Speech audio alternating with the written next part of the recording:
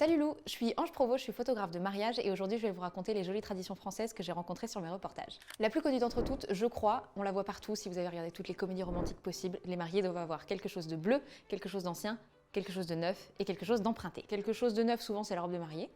Quelque chose d'ancien, en général, c'est une maman qui prête un bijou ou alors on reprend un voile de famille. Quelque chose d'emprunté, t'as toujours une témoin qui te file une épingle à cheveux ou un truc comme ça. Et ce qui est bleu, souvent, c'est le sous-vêtement. Donc j'ai pas de photo à vous montrer. Une tradition que j'ai beaucoup vue aussi, c'est le vivat flamand qui vient donc, comme son nom l'indique, de chez les Flamands. Les mariés sont assis comme moi, là, à un côte à côte. C'est vraiment pendant la soirée. Et il y a 3 ou 4 personnes qui se mettent de chaque côté et qui tendent un espèce de grand mouchoir, un grand tissu au-dessus d'eux et qui chantent en latin Vivat semper in aeternum, quelque chose comme ça. En gros, ça souhaite longue vie, longévité au couple et aux mariés, c'est super mignon. Et en même temps, ils tiennent ce drap donc et on verse du champagne dessus à chaque fois qu'ils chantent Vivat. Normalement, la tradition officiellement s'arrête là, sauf que dans les faits, il y a toujours un des 4 qui lâche un morceau et les mariés se retrouvent trempés de champagne. Une tradition que j'ai aussi beaucoup vue, peut-être parce que je fais beaucoup de mariages dans ce coin-là, c'est la danse de la brioche. C'est une tradition vendéenne. À la fin du cocktail ou du dîner, on apporte sur une énorme civière une énorme brioche. Elle est recouverte en général d'un truc plastique un peu transparent pour la protéger. Pourquoi? Parce que la mariée va s'asseoir dessus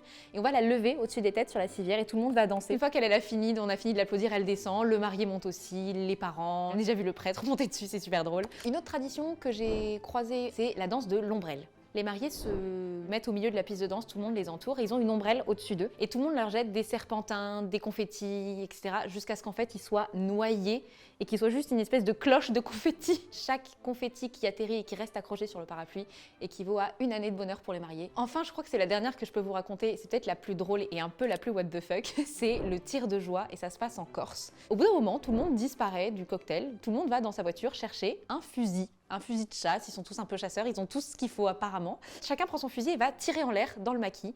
Ça s'appelle un tir de joie, c'est vraiment juste pour exprimer la joie, ça n'a rien de belliqueux, c'est vraiment juste traditionnel. Ils tirent en l'air Ouais, ils tirent en l'air et voilà. ils sont autorisés à tirer en l'air. C'est la Corse.